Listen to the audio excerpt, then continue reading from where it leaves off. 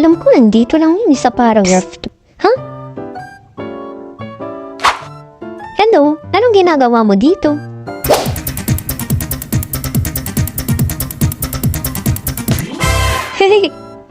Den, joke lang.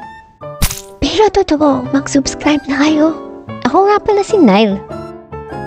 Pagpasensyahan niyo na pala yung Tagalog ko. Iba kasi ang lengguwahe namin dito sa probinsya. Di ako gaya ng ibang animators dito sa YouTube na mula bata ay nagdo-drawing na. Di ko din alam kung bakit ako gumawa ng animation channel.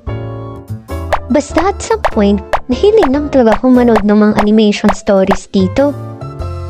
And I thought gusto ko ning magkwento. Yun talaga yung hilig ko. And since wala naman akong drawing background na ikwento, i-room tour ko na lang kayo.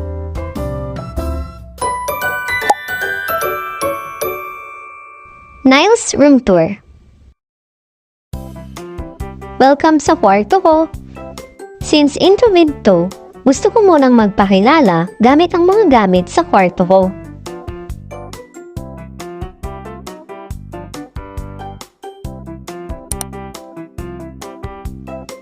Halaman. Mahilig ako sa mga halaman. Gustong-gusto kong nakakakita ng mga halaman or anything na color green sa loob ng kwarto ko. Pakiramdam ko kasi, mas may buhay ang paligid kapag madaming halaman.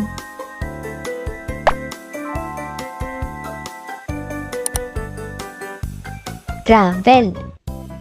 May maliit na banner ng mapa ng Europe dito kasi doon ang dream destination ko. Specifically, sa Italy at sa Switzerland.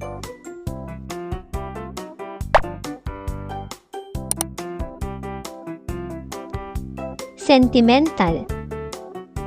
Isa akong super sentimental na tao kaya madami talaga akong kahon na ang laman ay mga letters, pictures at mga diaries mula nung bata pa ako. Mga notebook nga noong grade 1 nakatago pa din sa cabinet ko.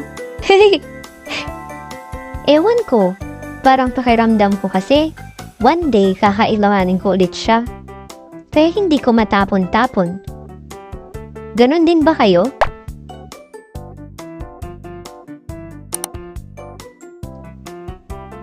Alaga.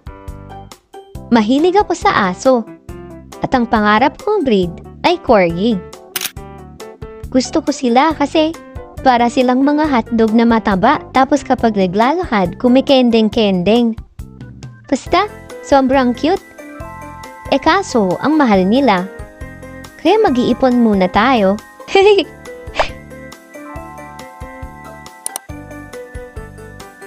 Pagsusulat. Dito talaga ako mas marunong kaysa sa pagdodrawing. May gumagamit po ba sa inyo ng app na Wattpad? Sa mga kabatch ko dyan, sure ako at some point of your life, na-addict din kayo sa kakadilulu sa Wattpad. Doon ako nagpa-publish ng mga taglish na story na sinusulat ko. As of now, may 2 akong published story doon. Yung completed book, nasa 30,000 reads na. Yung isa, ongoing pa. Pero hindi ko muna i-share sa inyo yung account ko kasi iba ang target market ko doon.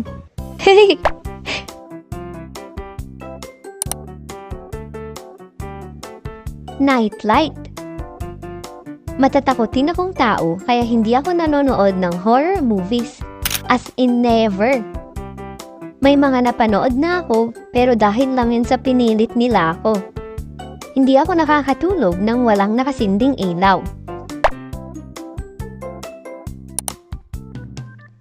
Organized. Mahilig akong mag-organize ng mga gamit at ng gagawin. Hindi ako nagfa-function nang hindi planado ang lahat ng dapat kong gawin sa isang araw. May pagka-perfectionist din kasi ako. Pero minsan, kapag tinatamaan ako ng katamaran, nag-go with the flow na lang din ako.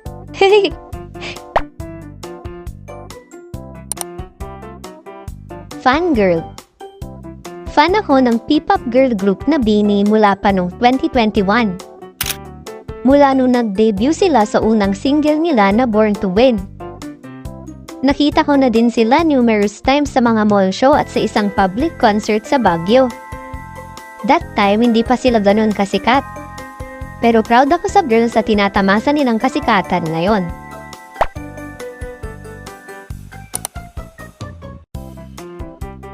Passion. Bukod sa pagsusulat, ang pinaka-passion ko talaga ay photography. Naaalala ko pa nga noong time na bumili ako ng first ever DSLR camera ko na second hand pa. Hindi ako magkandamayaw sa pagkuha ng pictures ng kung ano-anong subject. Ika nga ng idol kong photographer na si Jeloy, I take photos so I can remember.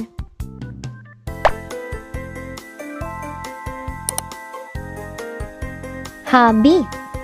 Gaya ng madami, mahilig din ako sa online games. Sa ngayon, 2 lang nilalaro ko. Roblox at ang all-time favorite ko ang Stardew Valley. Itong plushy sa taas na mukhang star, isang element lang yan sa Stardew Valley na tinatawag na Stardrop Fruit. Wala lang, dinisplay ko lang. Bakit ba?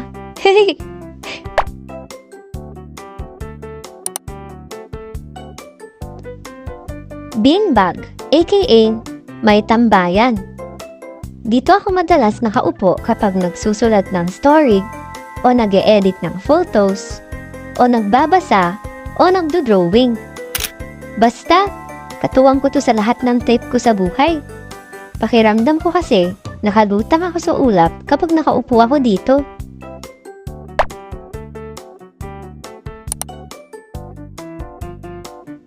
iPad.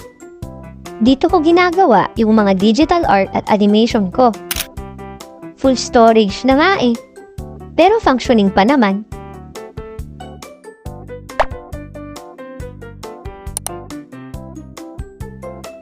Computer. Bukod sa iPad, isa din to sa mga matatawag kong essential ngayon sa buhay ko. Graduate kasi ako ng kursong marketing management. At sa profession namin, necessity ang 1. Any gadget na pwedeng downloadan ng mga social media apps. And 2, internet connectivity, lalo na sa panahon ngayon kung saan halos lahat ng komersyo ay nag-shift na sa online transactions. Kung wala ako ng mga to, malamang di ako nakagraduate, lalo na at online class nung nag-start ako sa college. Masyado na atang mahaba tong video. Sabi sa inyo makwento talaga ako. Anyway, sana nagustuhan niyo tong video. Gusto ko lang din pala mi-shoutout ang mga sumusunod. Salamat po sa suporta kahit kaka-start pa lang natin sa digital art at sa pag-a-animate. Sa ngayon, dito na lang muna. May inihahanda din pala akong animated series para sa mga susunod kong upload. Subscribe kayo at mag-follow for updates. Yun lang. Let live and let love. Bye!